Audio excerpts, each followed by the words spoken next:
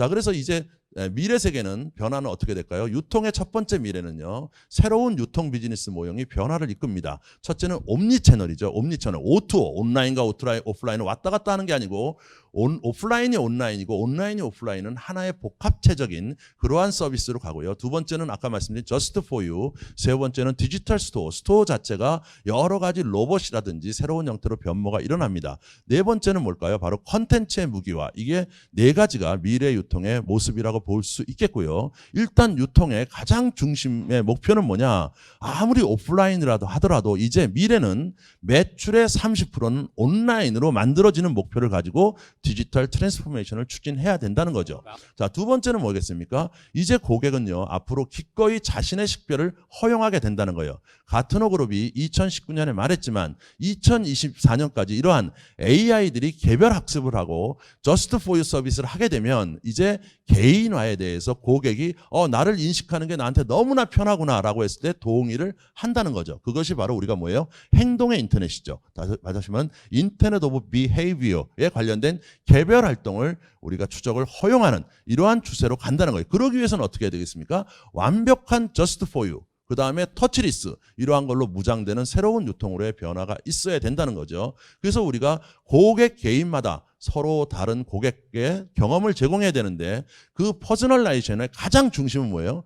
데이터에 대한 관점을 바꿔야 된다. 이제까지 여러분은 어떻게 하겠어요? 가장 중요한 데이터는 몇 월 며칠 날 어떤 제품을 어떤 고객이 얼마에 샀다라는 정보가 가장 중요하다고 생각하시지만 그게 아니고 고객의 까다로운 변덕, 고객의 까다로운 취향, 변화, 이런 것이 실질적으로는 돈이 되기 때문에 데이터의 관점을 우리가 바꿔야 되고 거기서부터 차별화가 일어난다는 걸 알 수가 있습니다.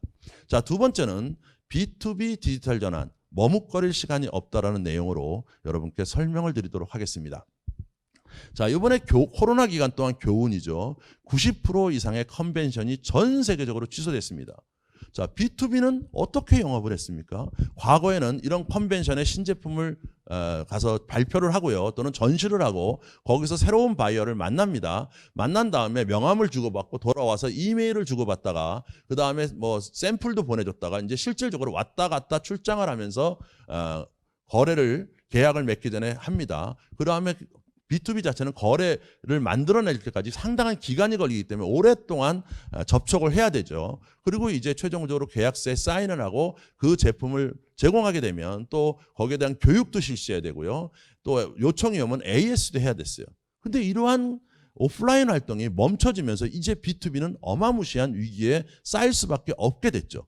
뭘 갈 수가 있어야죠. 해외로 출장을 못 가고 전시를 못 하지 않습니까? 우리나라 코엑스 거의 뭐 90%, 95% 멈춰져 있었습니다. 그런데 왜 그동안은 B2B는 디지털 전환할 때 강 건너 불보듯 했는가? 실질적으로 조사를 해봤습니다. 조사를 해보니까 B2B 기업 중에 디지털 트랜스포메이션이 가장 최우선이다라고 하는 실질적인 기업은 10%밖에 되지 않는다는 거예요. 거의 대부분 우리 이런 것들은 과거에 이런 정보화, CIO가 했던 이런 일이라고 생각하는 거예요. 다시 말하면 ERP를 도입한다든지 인터넷을 쓴다든지 이런 레벨에서 디지털 전환을 다른 차원으로 생각하지 못했기 때문입니다. 디지털 전환은 바로 새로운 신성장 동력을 만들고 제품의 기본적인 관점을 바꾸는 것인데 그걸 인지 못했기 때문에 B2B 업체는 이걸 강 건너 불구경하고 있었다는 거예요.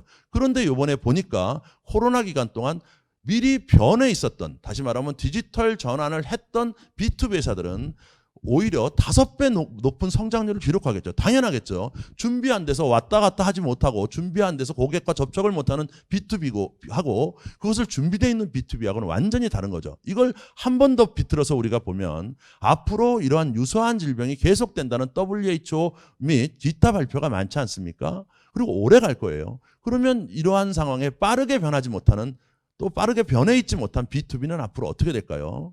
거의 경쟁 우위를 잃어버리고 도산 지경까지 몰릴 수밖에 없다는 거예요. 그렇기 때문에 B2B는 제가 제목에 다뤘듯이 디지털 전환은 오히려 B2C나 다른 기업보다 머뭇거릴 여유가 없는 겁니다. 빠른 속도를 내지 않으면 안 된다는 게 이번 코로나로 인한 뉴 패러다임이죠. 그래서 업무를 매우 빠르게 진화시켜야 되는 게 바로 B2B 비즈니스라고 볼 수가 있습니다. 그래서 여기 뭐 듣는 분 중에 IT 하시는 분들 계시겠지만 B2B야말로 가장 이제 최대의 이 디지털 트랜스포메이션의 시장이 될 거로 저는 예측을 하고 있습니다. 자, 첫 번째 보면요. R&D 부분부터 그냥 간단하게 보겠습니다. 시간 관계상 깊숙하게 살펴볼 수는 없고요. 오늘은 간단하게 여러분께 설명을 드리겠습니다. 자, R&D 부분은 제일 중요한 게 혁신적인 기술을 도입하는 거예요. R&D 자체가 이제 개념이 바뀌어야 됩니다. R&D 사람들은 거의 크레물린과 같아요. 시장을 자기가 기술로서 대합니다. 제품으로서 시장을 대해요. 고객의 입장에서 시장 내 제품을 다시 설계하지 않습니다. 이런 부분이 깨질 필요가 있어요. 이렇게 깨지려면 어떻게 되겠습니까? 마케팅이 좀 더 R&D에 들어와야 됩니다. 이 새로운 디지털 트랜스포메이션의 가장 핵심이 뭐냐면 마케팅이 전방위적으로, 다시 말하면 후방의 R&D부터 그다음에 생산, 판매에 이르기까지 전방위적으로 물류까지 이어져야 된다는 거죠. 그게 다 마케팅이 관련이 돼야 된다는 거예요. 그래서 실제 고객과 연결이 되는, 진짜 우리가 많은 얘기를 했습니다만 진실된 오픈 이노베이션이 이루어져야 된다는 거예요. 예를 들어서 사례 2개를 가지고 그냥 간단하게 설명드리겠습니다. 화학용기 회사예요. 화학회사입니다. 화학 제품을 파는 회사인데 고객이 와서 이렇게 얘기합니다. 우리는 750ml짜리 용기가 없나요? 물어보니까 이렇게 얘기하죠. 글로벌 스탠다드와 코리아 스탠다드가 한국 표준이, 대한민국 표준이 1리터, 3리터, 5리터예요. 그걸 사가지고 가서 덜어 쓰세요. 이렇게 하는 거죠. 그럼 고객을 그것을 덜어다가 750ml에 넣어서 생산 공장에 딱 끼기 위해서 만드는 거예요. 그러면 그 고객은 언제든지 다른 화학회사로 바꿀 수 있습니다. 동등한 경우에요. 특히 B2B는 경쟁업체 수준이 그렇게 그닥 크게 다르지 않다는 거죠. 그런데 이제는 어떻게 할 수 있어요? 750ml에 앞이 휜 그런 고객의 개별 생산 공정에 바로 집어넣을 수 있는 그러한 용기를 3D 프린터로 대량 생산할 수 있는 그러한 레벨로 올라와 있습니다. 그렇게 되면 어떻게 되겠어요? 바로 고객은 실질적으로 우리랑 깊숙하게 이어지고, 우리는 지금까지 화학 제품만 나의 제품이었는데 이제 화학 용기도 나의 제품이 되는 거예요. 이렇게 차별화된 것들이 여러 군데서 나타날 수 있는 거죠. 옷을 샀어요. 옷을 차별화가 안 되지 않습니까? 근데 단추를 고객이 디자인해요. 그러면 단추를, 이 플라스틱을 3D 프린터로 디자인해서 고객별로 자기가 원하는 단추, 자기가 원하는 형태로 만들어줄 수 있는 겁니다. 왜냐하면 아직 의류는 3D 프린터로 만들지 못하기 때문이죠. 이렇게 부분적으로나만 새로운 차별화를 시키게 되면 그게 고객이 나와 연결되는 거죠. 자, 또 하나는 뭐겠습니까? 이제 상대방이 얘기하는 거죠. 기계를 사갔는데 교육해달라고 그랬는데 가지를 못하는 거예요. 어떻게 교육하겠어요? 자, 기계를 고쳐달라는데 그 나라에 가지를 못합니다. 그럼 어떻게 기계를 그 사람들이 수리하겠어요? 이제는 어떻게 됩니까? 바로 모든 B2B 회사는 자기 제품에 바코드를 붙이고 있어요. 그 바코드를 딱 찍으면 이 제품은 어떤 제품이다라는 상세한 스펙까지 다 나옵니다. 그러면 그 바코드를 딱 찍자마자 뭐가 나와요? 1번 운전 사용 방법, 2번 do it yourself 고치는 방법, 수리 방법, 이렇게 보는 거죠. 그래서 그것이 동영상으로 돼야 돼요. 그죠? 동영상으로 돼요. 지금까지는 뭐예요? 다 하려고 그러면 매뉴얼 줬습니다. 매뉴얼 보고 잘 못 고쳐요. 내가 어떤 부위를 딱 고친다면 스마트폰 옆에 놓고 바로 고치는 거죠. 고치다가 장애가, 이건 좀 심각해요. 그러면 어떻게 되면 3번 맨 밑에 영상통화. 그러면 이거의 실질적인 담당자랑 바로 다이렉트로 연결돼서 거기서 커뮤니케이션을 통해서 실질적으로 기계를 작동시키거나 그거를 고칠 수 있는 이러한 새로운 영상 기반의, 우리가 증강현실 기반의 제품 사용과 DIY가 될 수 있도록 개발 초기부터 컨텐츠를 준비해야 된다는 거예요. 그래서 시장에 출시할 때는 이미 콘텐츠와 영상이 준비되어 있어야 된다는 거죠. 이러한 형태로 우리가 새로운 형태로 이동하는 겁니다. 자, 두 번째는 뭐예요? 이제까지 우리는 전부 카탈로그는 전부 종이 카탈로그, 브로셔를 그냥 인터넷상에서 PDF로 전달했습니다. 그리고 거의 대부분의 B2B 회사들 딱 들어가 보면 전부 뭐예요? 바로 PC 기반이에요. 이렇게 돼 있습니다. PC 기반으로. 근데 이제는 뭐예요? 모바일 기반이잖아요. 스마트폰 기반으로 빨리 이동을 해야 돼요. 왜냐하면 거의 대부분의 현재 B2B 회사의 구매 실무자들은 다 신세대입니다. 그렇기 때문에 모바일에 굉장히 익숙해 있지. PC보다 모바일을 더 빨리 활용할 수 있어요. 그래서 이거를 모바일 퍼스트 전략으로 가야 되고요. 두 번째는 이제 PDF가 단순하게 오프라인에 있는 종이를 옮겨놓는 수준을 벗어나야 돼요. 여기에 지금 어도비의 센세이라는 새로운 PDF나 관련된 마케팅을 할 수 있는 툴의 디자인을 보여드리는 영상을 제가 틀어놓고 있습니다만, 이것처럼 마음대로 쉽게 바꿀 수 있고 고객과 소통할 수 있는, 다시 말하면 브로셔에 제품을 딱 누르니까 그 제품이 실질적으로 움직이는, 그 다음에 실제 사례에서 작동되는 이러한 동영상이 같이 나와야 되는 거예요. 그리고 또 하나는 뭐겠어요? 유연해야 돼요. 다시 말하면 만약에 제가 모터를 팔고 있는데 해운 업계에 가서 요청하는 B2B와 자동차 업계에서 요구할 때 서로 다른 브로셔가 나가야 되죠. 우리가 적용했던 사례가 거기에 유연하게 붙여서 나가야 돼요. 이런 새롭게 유연하게 만들어져야 됩니다. 이것을 IT 부서한테 연락을 하고 외부 업자한테 연락하고 하기엔 너무 늦은 거예요. 그래서 간편한 툴을 통해서 쉽게 유연성을 어떻게 확보할 수 있냐. 이게 앞으로 B2B의 새로운 디지털 카탈로그 브로셔가 되겠습니다. 또 최근에 여러분 아실지 모르겠지만 아마존 비즈니스라는 B2B 판매 플랫폼도 나타났어요. 아마존이 B2B끼리 하는 아마존 비즈니스가 나타났는데, 여기에 고객만 해도, 고객이 뭡니까? 바로 바이어죠. 바이어는 다 기관이나 회사예요. 거의 100만 이상의 고객이 있고요. 그 다음에 15만 이상의 B2B 회사들이 여기서 물건을 팔고 있습니다. 우리나라 업체들은 거의 많이 없어요.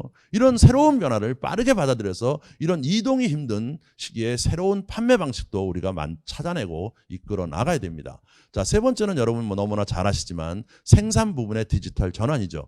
그래서 여기서 한 말씀 드리고 싶은 거는, 국가에서 지금 스마트 팩토리를 하고 있는데요. 우리는 단순하게 센서만 달아서 이 정보를 전달해 준다는 뛰어넘어야 되는 거죠. 예를 들어서 지멘스 같은 경우에 제품 하나가 처음 투입돼서 부품이 투입돼서 실질적으로 제품이 나올 때까지 실제 어느 정도 거리를 다닐까요? 2.1km 정도를 다닌다는 거예요. 2.1km 동안에 그 공정을 모두 파악하고 있어야 된다는 거죠. 그래서 센서를 많이 다니까 데이터가 과거와는 볼륨이 상상할 수도 없는 볼륨이 나타나는 거죠. 과거에 그냥 우리가 공정 자동화를 통해서 했을 때보다 지금 센서를 부착해서 AI의 디지털 트윈 기반으로 했을 때 1000배 이상의 데이터가 증가했다는 거예요.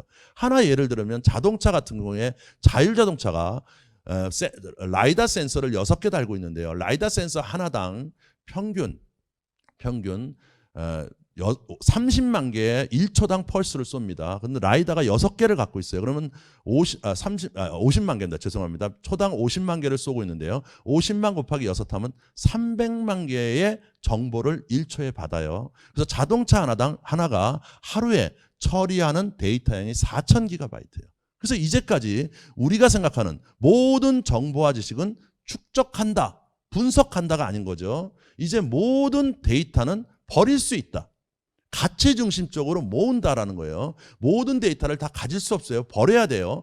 그 다음에 뭐예요? 그걸 가지고 모델에 의한 분석이 아니고 패턴에 의한 해석을 한다는 데이터 관점을 새롭게 바꿔야 되는 거죠. 그것들이 우리가 새로운 방향이라고 볼 수가 있습니다. 자, 네 번째는 물류 배송이 디지털라이제이션 되고 있는데요. 여기에 자동화된 창고 개념이 이제 새롭게 바뀌고 있습니다. 제가 지금 이제 동영상을 하나 보여드리겠습니다. 지금 보여드릴 거는 영국에 있는 오카도의 피킹 앤 패킹 웨어하우스 플랫폼인데요. 이게 정말 놀랄만합니다. 작년 말에 나왔어요. 그래서 이번 코로나 기간 동안에 엄청난 위력을 발휘하고 있습니다. 여러분 아시지만 지금 우리의 물류센터에서 사람들도 죽고 어마무시하게 힘들다고 하지 않습니까? 그 다음에 집단 감염이 되면 쿠팡 같은 경우에는 뭐 물류센터가 완전히 정지한 것도 있었고요. 마켓컬리도 그랬고 많은 물류를 가진 사람들이 그렇지 않습니까? 그래서 물류들이 어떻게 사람 집적형으로 안 변할 거냐라는 게 굉장히 중요한 문제예요. 근데 지금까지 우리는 물류를 어떻게 변화시켰습니까? 사람이 등짐을 지고 나른다. 거기에 뭐를 했어요?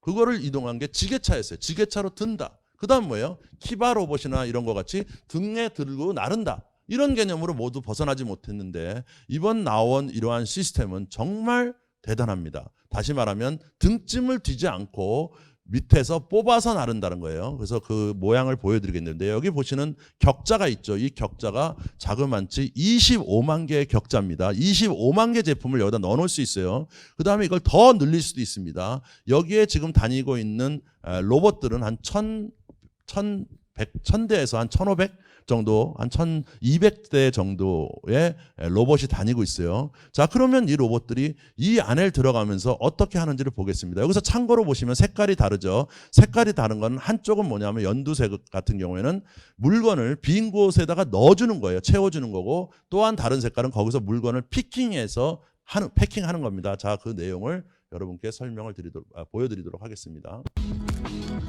자, 이 로봇들은 배터리로 운영이 되고요. 그 배터리는 자기 위에 상단에 보시면 배터리 충전기가 있습니다. 그리고 위에 삐죽삐죽 나오는 건 안테나예요. 여기는 4G로 모든 것이 연결되어 있습니다. 최근에 이제 5G가 되면 5G로 바뀔 거예요. 자, 충전된 로봇들이 여기를 다니게 됩니다. 속도는 어느 정도 되냐면 초당 4m를 다녀요. 초당 4m를 다니면서 이동을 합니다. 그래서 여기를 로봇들이 서로 부딪히지 않고 2mm 간격까지 왔다 갔다 합니다. 5G가 되면 이제 더 빠르게 이동할 수 있어요. 5G가 되면 초당 2m가 아니고 4m가 되죠. 모든 건 이렇게 빨아들이는 방식입니다. 얘는 학습이 돼 있어서 어떻게 하면 이 제품을 흔들리지 않고 빨아들일 수 있냐라는 것을 학습이 돼 있는 거죠. 그래서 얘네들이 다니면서 모든 것을 처리합니다. 그래서 로봇들이 중앙에 있죠. 얘네 로봇마다 AI를 집어넣으면 안 되겠죠. 그래서 클라우드 서비스로 중앙에 있는 AI가 초당 이 1200개에 대해 로봇들이 25만 개의 셀을 자유스럽게 초당 4m로 이동할 수 있도록 이동 경로를 300만 개를 시뮬레이션합니다. 초당. 그래서 그걸 계속 변동시키면서 고객이 온라인으로 주문을 딱 하면 피킹해서 패킹할 때까지, 사람이 패킹할 때까지 딱 5분 걸립니다. 그래서 그만큼 빠르게 전달해 줄 수 있다는 거죠. 이러한 새로운 방향으로의 이동이 지금 일어나고 있습니다. 그 다음에 마지막으로 보면 이제 워킹 스타일이 변하게 될 수밖에 없죠. 여러분 재택근무하지 않습니까? 이제 글로벌 연결과 소통 능력을 B2B가 가지지 않으면 안 돼요. 이제 원격 프로세스를 가져야 됩니다. 그 다음에 예측하지 못한 개인의 격리와 건물 폐쇄 이런 것들이 많이 일어날 수 있어요. 그러면 거기에 따라서 어떻게 로봇 프로세스 오토메이션을 통해서 RPA를 통해서 유연하게 일하게 할 거냐. 이거 굉장히 중요한 문제가 아닐 수 없습니다. 그래서 원격에서 소통하는 프로세스를 정비해야 되고요. 특히 글로벌 플랫폼을 이제 다양하게 해야 돼요. 왜냐하면 고객사마다 줌을 사용하는 데도 있고 웹엑스를 사용하는 데도 있고 여러 가지가 있겠죠. 그리고 이제 B2B 회사들은 웨비나를 해야 됩니다. 웨비나를 해서 웨비나를 통해서 자기 제품과 기술을 계속 알릴 필요가 있습니다. 자, 그래서 거기에 따라서 보안 해킹 문제도 중요하고요. 특히 빅데이터죠. 데이터가 상상할 수 없는 만큼 커져요. 이 데이터 앞으로 영상 데이터 어떻게 관리해야 될 거니 관리하는 기준과 그다음에 원칙, 폐기하는 원칙 이런 것들도 지금부터 정비를 해놔야 될 수밖에 없습니다. 마지막으로는 이제 디지털 데이터가 돈이 되는 시대입니다. 그래서 디지털 트윈 뭐겠어요? 물체에 센서를 붙여서 가상 공간에서 인공지능이 관리하는 이러한 형태들이 앞으로 미래 대세가 될 겁니다. 자, 우리가 코로나를 극복하고 새로운 거를 준비하는 시간은 2년에서 5년 정도 남아 있습니다. 그래서 이것을 정말 우리가 해야 되고요. 특히 B2C 그리고 B2B 관련해서 우리가 변모를 해야 됩니다. 제가 강의한 거에 질문이 있으시면 혹시 채널에 남겨주시면 제가 나중에 패널 디스커션이나 기타 사항에서 답변을 해드리도록 하겠습니다. 감사합니다.